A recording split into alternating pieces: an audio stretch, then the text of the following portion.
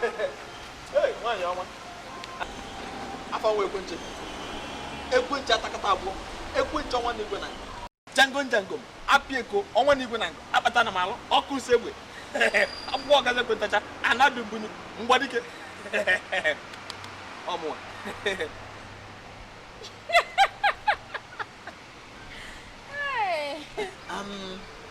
Afụrụ m gị n'anya. Ife gị na-amasị m.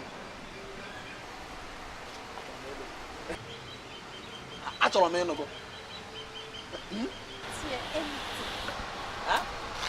I can't understand you. Hey! Ekwensu amụ ejima. Kechi so ndo kwa. Gini ọsị ya na n'Igbo. Gini ke. Okay, if I don't know you, where my go na go white. In the way I love you. Excuse? I have a place to go. You're wasting my time. I'm sorry for wasting time. Huh? My name, Afam, Ekwenche. Ekwenche atakatabu. But all Hakwanche. Ekwenche. Ekwenche means wooden gum. Okay. For security. Okay, you're doing security. No, I say my name is Ekwenche Koko. I mean the security with the gun.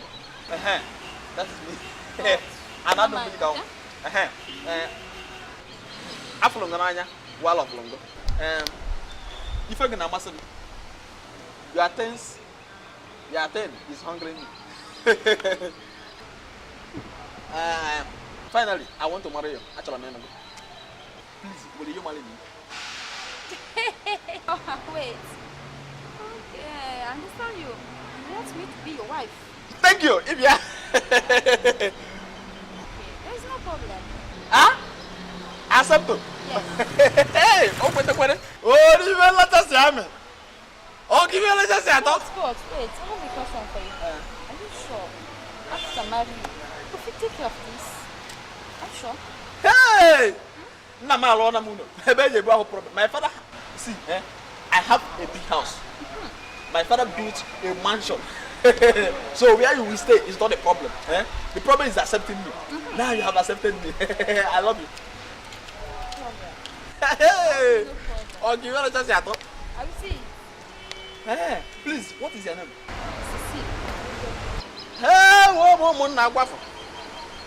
Say. Catch you, say. Eh? Is it? Not Cecile. No. My name is Cecile. Say your name is what? I said Cecile. Oh, Cecile. You know what you call it? It's called sound like Sehese. Sehese is one ant. My name is Cecile. Oh, Cecile. Cecile. Also, what I say Cecile. Cecile, Hola. When I go on with the fighter. When I go on with the fighter.